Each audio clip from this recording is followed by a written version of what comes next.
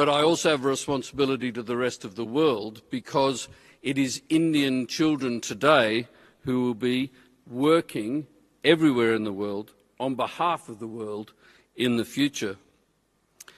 I wanted to talk a little bit about two different types of innovation: disruptive innovation and incremental innovation. I've got in my pocket an example of each. This is a pencil, and if you look on your table, there'll be a pencil there that is exactly the same as this J.W. Marriott pencil. One thing that sets it apart from my youth is its shape. It is triangular, not circular.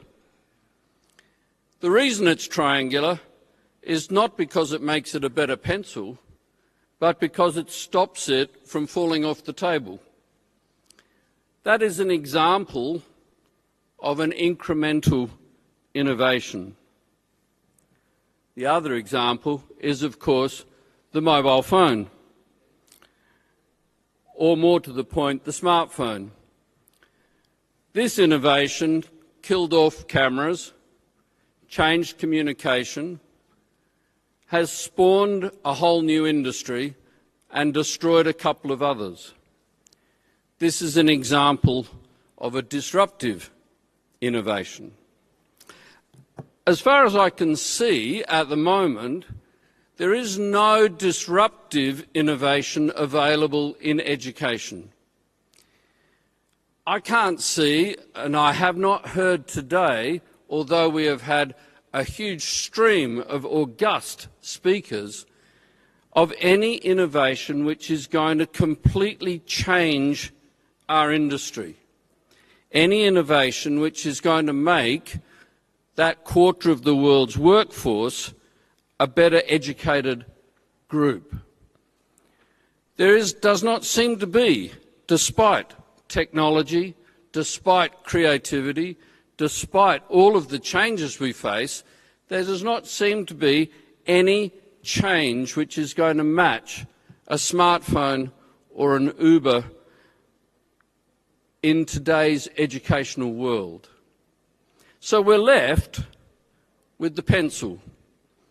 How to take our round pencil and make it triangular. How to take something that is oh so familiar to us all, not make it completely different, not continue it to be the same, but to come up with an innovation, an action, a solution which we can both implement and sustain. So how do we build this better mousetrap? How do we convert our pencil?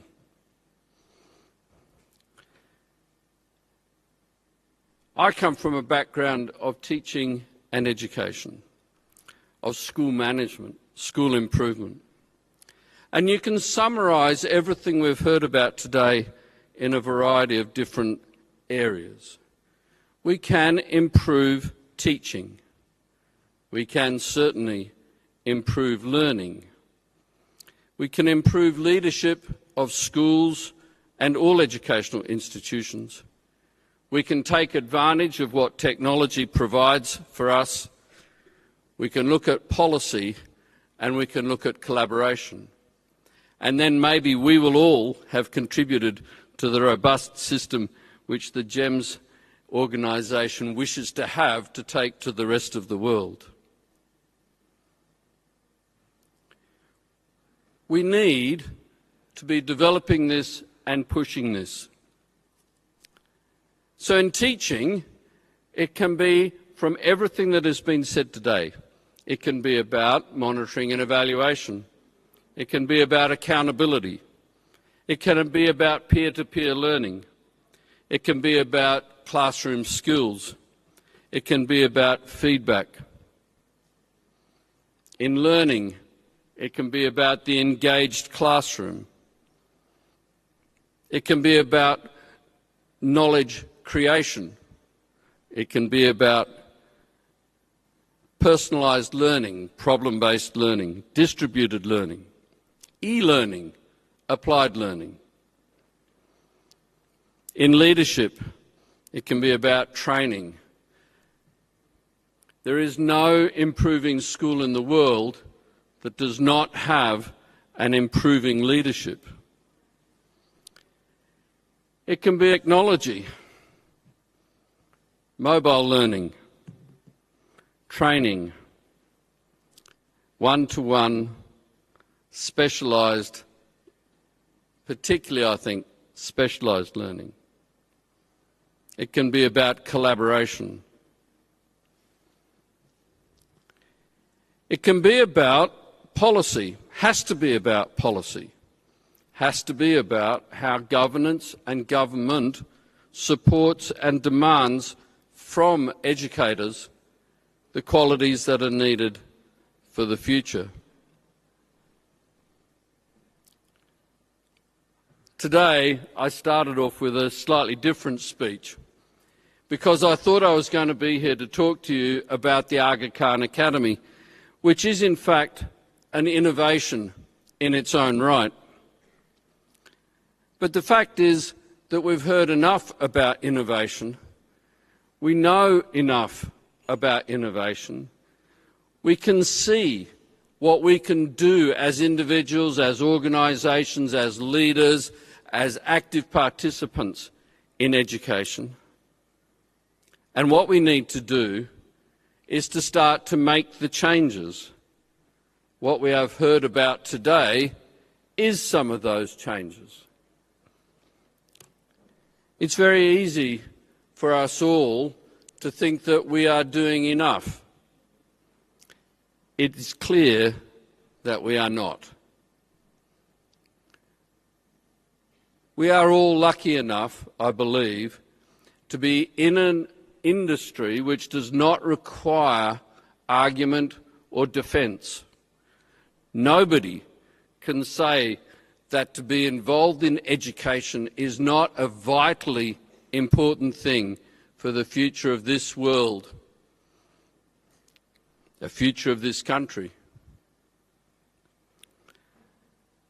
So while I'm happy to answer some questions about the Aga Khan Academy, if you wish, what I think I want to leave you with is the idea that we are not here looking for the disruptive innovation.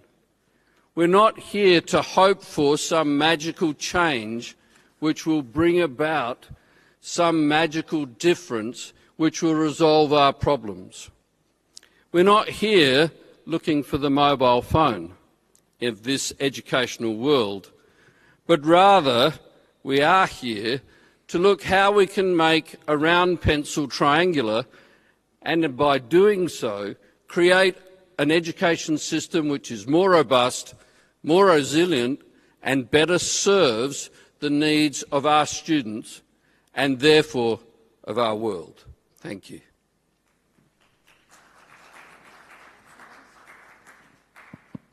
Any questions for Dr. Fisher?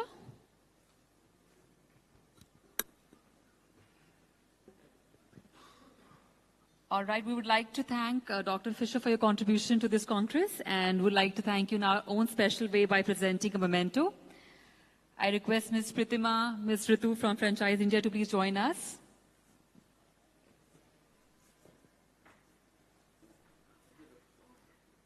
Or let me take this opportunity on behalf of Franchise India to thank you for your contribution. Thank you so much, sir. And it's a small token of respect for you. Thank you so very much. All right, ladies and gentlemen, we have saved the best for the last session, which is on CSR in education.